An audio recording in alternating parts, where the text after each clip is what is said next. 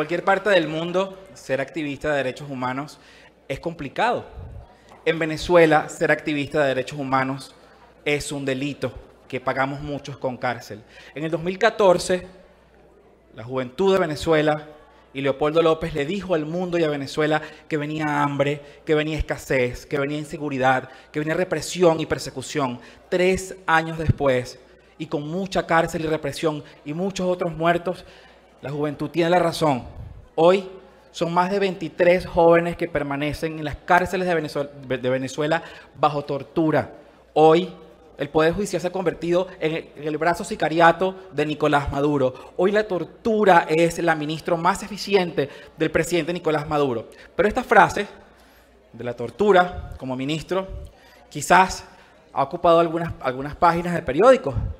Pero no es solamente una frase, es una realidad. La tortura es política de Estado. Además del narcotráfico, la tortura también es política de Estado de Nicolás Maduro.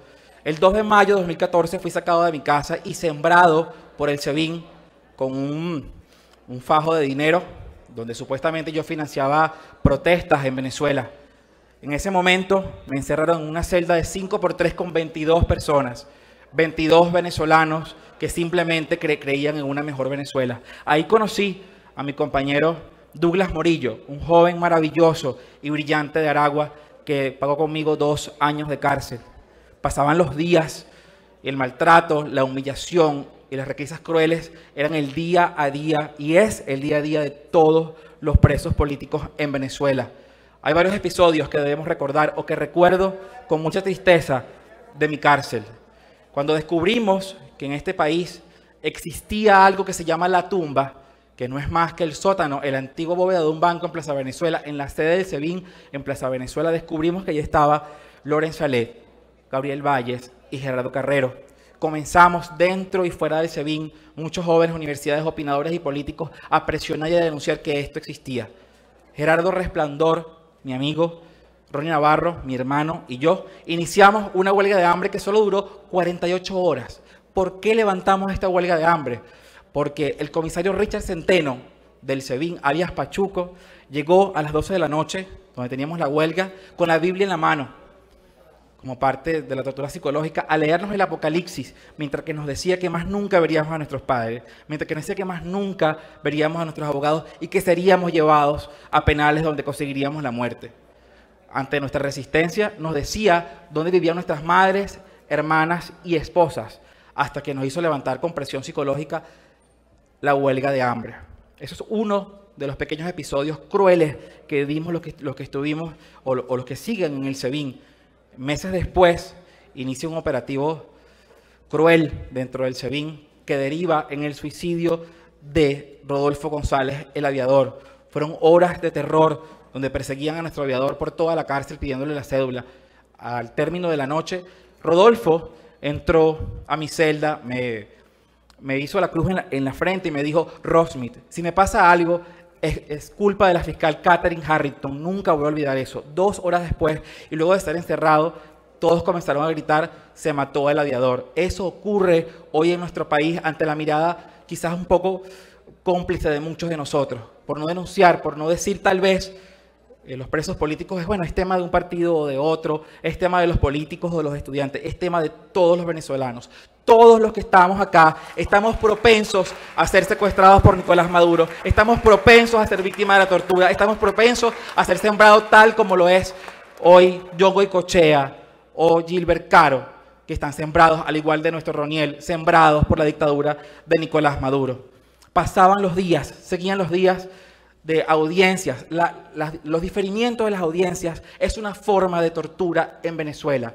Mes tras mes era llevado a los calabozos del Palacio de Justicia o del Palacio de la Injusticia a pararme ahí frente a un juez que nunca llegaba o un fiscal, el fiscal Horta, un fiscal criminal, que me decía: hijo, perdóname, tengo un hijo de tu edad, pero debo seguir adelante, son órdenes que cumplo. Yo le decía: bueno, no se preocupe, fiscal, recordemos que la violación a los derechos humanos no prescriben y que las responsabilidades penales son individuales. Se lo decía cada vez que iba a todas las audiencias, hasta que finalmente, luego de 11 meses, llega mi injusta audiencia preliminar, un juez que colocaron 1 hora antes de mi audiencia Llegó a cumplir órdenes, me escuchó solamente durante 20 minutos a mí y a mi defensa y me envió de nuevo a la cárcel. Ese fue el día más importante de mi cárcel. Ese día entendí que tenía un gran compromiso con todos los venezolanos, un compromiso de lucha y de democracia. Entendí que estaba en manos de una dictadura cruel y narcotraficante. Me decía el juez en algún momento de su exposición, es que tú trabajas para el monstruo de Ramo Verde. Yo dije, bueno, sí, orgullosísimo de trabajar para el monstruo de Ramo Verde y no por un gobierno narcotraficante. No pertenezco a un gobierno que lo mueve la miseria, el odio, el narcotráfico y el lavado de dinero. Eso es lo que hoy nos gobierna en Venezuela y por lo que debemos luchar. Seguían pasando los días, llegué al año preso y veía cómo aparecía y desaparecía gente. Eso sigue pasando hoy allá en el Helicoide y en Plaza Venezuela. Personas que llegaban presas y más nunca veía. Personas profundamente golpeadas y torturadas. Conocí, meses antes de mi liberación, el caso de nuestros policías de Chacao. 14 policías de Chacao que hoy permanecen secuestrados por Nicolás Maduro, aún teniendo boleta de libertad. Y tuve una amistad maravillosa con Edgar Tobar, digno funcionario de nuestra policía de Chacao, y lo conseguí en el piso llorando, una madrugada, y lo vi. Cuando lo vi, le pregunto, ¿qué te pasó? Me dice, dame agua, no veo por este ojo. Y yo, ¿por qué? Me dice, me lo apagaron de un corrientazo en la tortura esta mañana. Eso ocurre en nuestro país, hermanos diputados, hermanos venezolanos, no se nos puede olvidar. La tortura camina por las cárceles de Venezuela y acosa a nuestros presos políticos. También conocí el caso de José Gregorio, el joven, que además compartíamos la cena, el joven de la Universidad del Zulia, que fue torturado, le colocaban bolsas con excremento humano en la cara para que la aspirara de esta forma, delara en contra de dirigentes opositores. Fluctuaba de repente el momento político del día. Bueno, dime que la plata te la dio Capriles o Leopoldo o Henry Ramos, y bueno, y te dejamos tranquilos.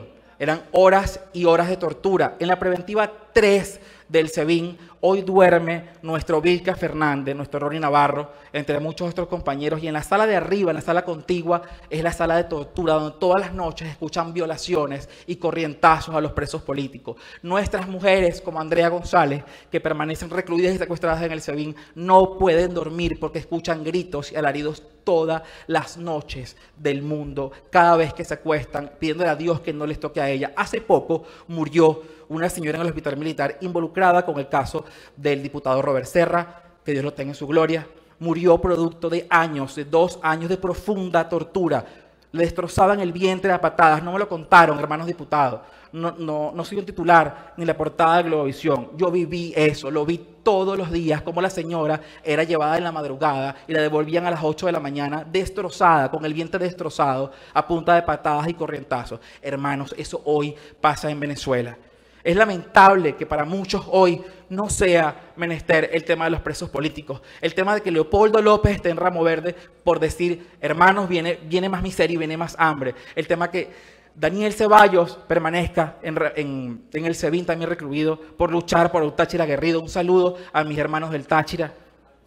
José Vicente García, sembrado por el gobernador corrupto Bielma Mora, al igual que Gilbert Caro, y permanecen hoy secuestrados. Gilbert Caro hoy pasa los 40 días sin ver a su familia, está secuestrado, no ha sido presentado a ningún tribunal, pero para algunos de nosotros eso es normal ya después de mucho tiempo. Tal vez compramos el periódico y pasamos la página, porque ya estamos acostumbrados a la miseria, estamos acostumbrados a la tortura, estamos acostumbrados al vejamen de Nicolás Maduro. Y en el momento, hermanos, que nos acostumbremos a la miseria, en ese momento habrá ganado la dictadura. Por eso no podemos permitir de que la tortura, la miseria y la corrupción nos arrope. No podemos permitir que el maltrato de Nicolás Maduro hoy se acostumbre. Es lamentable que para muchos de los que hoy estamos aquí todavía el tema de los presos políticos no los toca. Hermanos, en cualquier momento, cualquiera de ustedes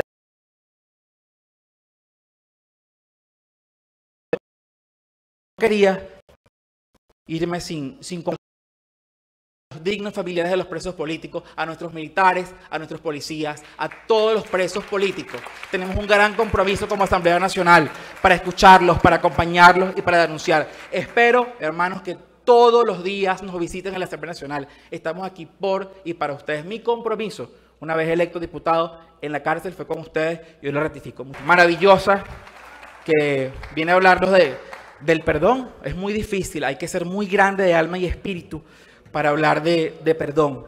Rosa Orozco, nuestra Rosa Orozco, perdió a lo más querido que tenía, su hija Geraldine Moreno, producto de una bala que compró Nicolás Maduro para ella en el 2014.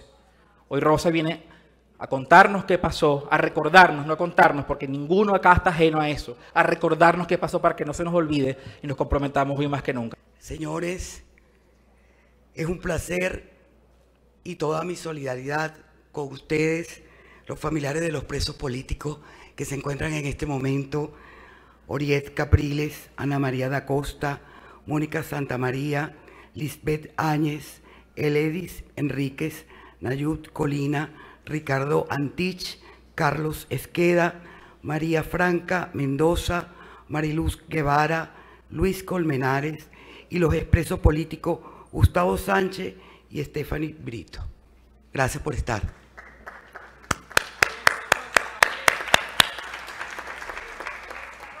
Primero que nada, gracias por la invitación. He estado en muchos parlamentos y en diferentes países. Y luego de la muerte de mi hija Geraldine, no había podido estar en mi propio parlamento. Gracias a ustedes, hoy tengo la oportunidad de representar a muchas madres de Venezuela, quienes son víctimas y que no pueden expresar el dolor tan grande que les embarga. Para quienes no me conocen, mi nombre es Rosa Orozco, madre de Geraldine Moreno. Soy la madre de una niñita que partió porque le dieron un tiro. Fecha en la que hace 3 años fue manchada con las muertes de los jóvenes Basilda Costa y Robert Redman. Y así también Juancho Montoya. Este último no era estudiante, pero sí es un venezolano y también merece respeto. Luego de esto transcurrieron apenas 6 días hasta llegar el 18 de febrero con el terrible asesinato de Génesis Carmona, nuestra Miss Turismo. Durante ese mismo año fueron asesinados 36 ciudadanos en las manifestaciones, y no 43, como dice el Estado, de los cuales se contabilizan 11 ciudadanos y 8 estudiantes. Quiero aclarar que ellos fueron asesinados por la Guardia Nacional Bolivariana, por la Guardia del Pueblo, por el SEBIN, por la Policía Nacional Bolivariana y por los mal llamados colectivos. De esos 8 estudiantes, 7 fueron con tiros en la cabeza. También fallecieron 7 guardias nacionales por disparos y 7 por colisión de barricadas, y 3 ciudadanos asesinados al momento de levantar escombros. Mi hija Geraldine era una joven apenas de 23 años. Este era Geraldine. Esto para mí era mi tesoro.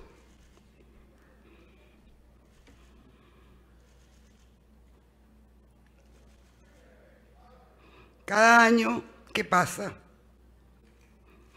luego de la muerte de Geraldine, en su cumpleaños, su papá me dice: tiene un año más, Rosa.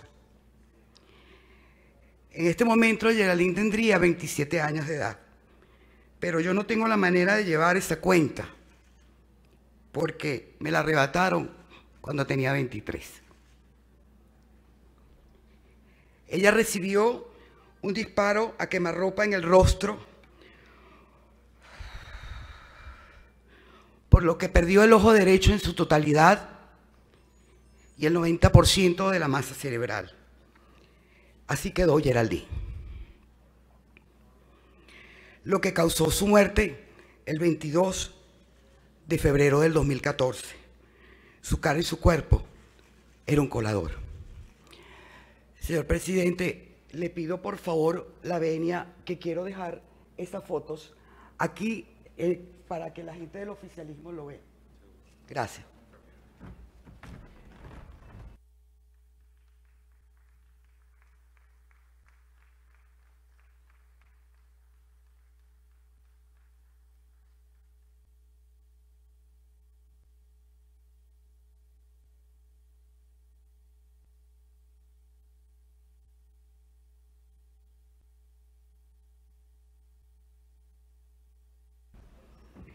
Mi hija Geraldine estaba en la puerta de su casa, manifestando tranquilamente con un pito y una bandera.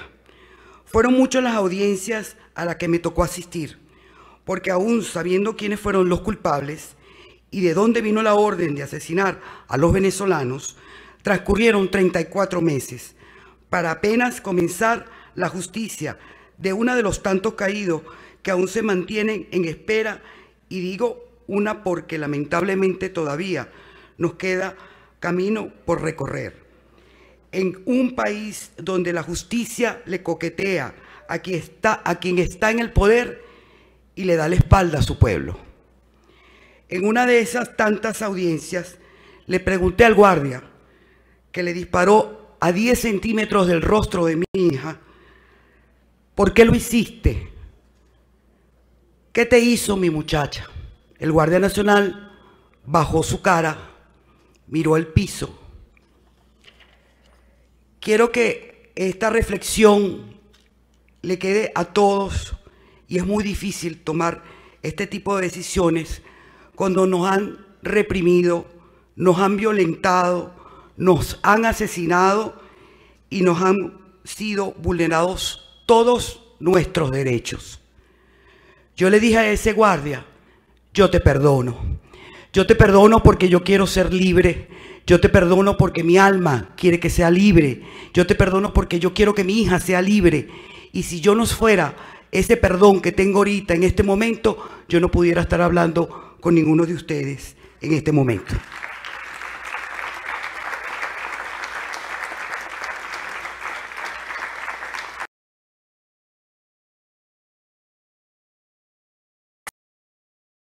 Significa justicia. En este momento es justicia, justicia y más justicia.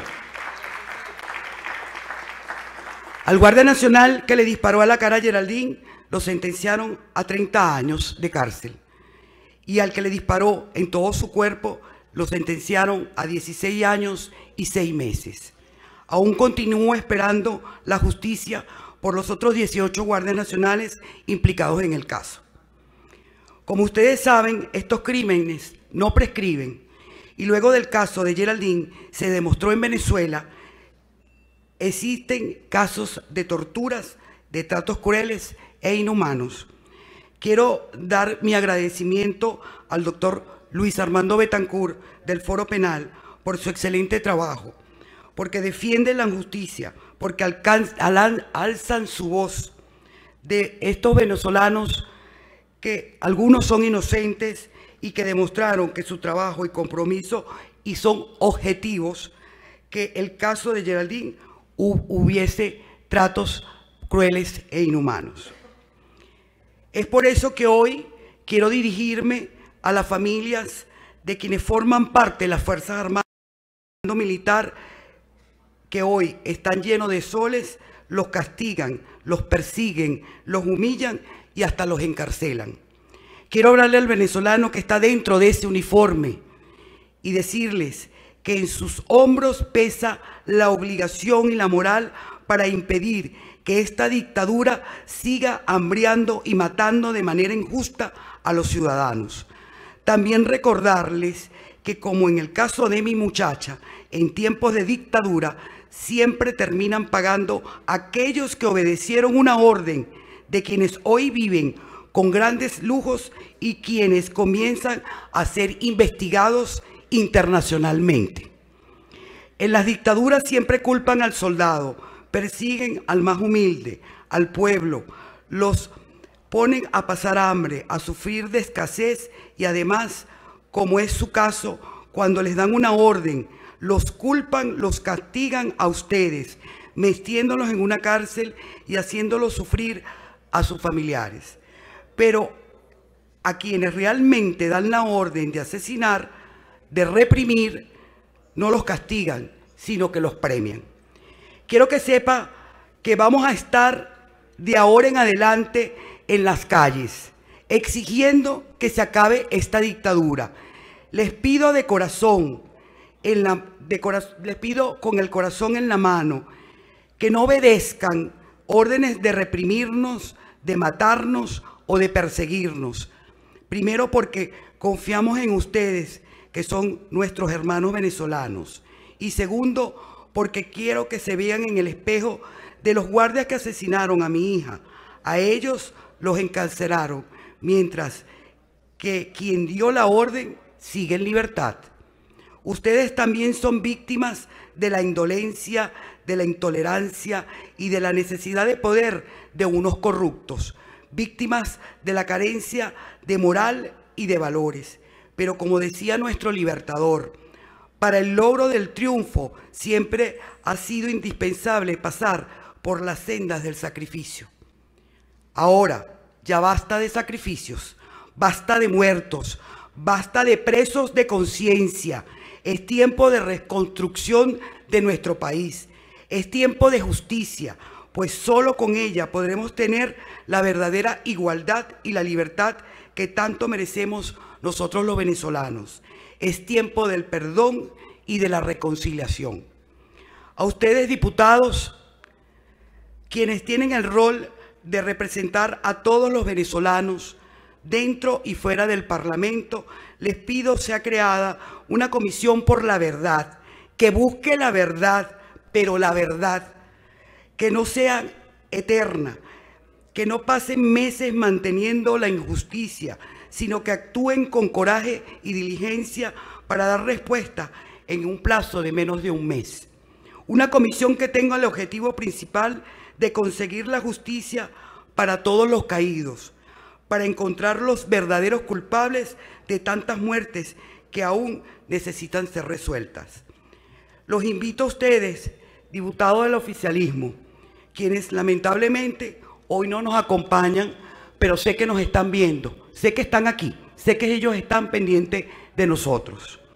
Los representantes de la ONG de las víctimas de la guarimba, para que se unan a esta comisión a fin de investigar caso a caso y dar la justicia a estos venezolanos, para que caigan todo con el peso de ley sobre sus hombros, los cuales los hicieron, para que personas inocentes no sigan pagando por un crimen que no cometieron.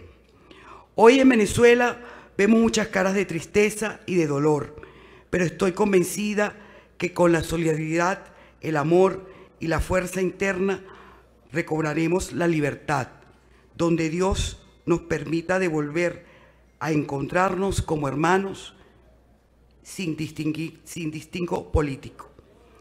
Por último, me dirijo a ti, Geraldine, ángel mío, y a todos tus compañeros caídos, que desde el cielo nos ven.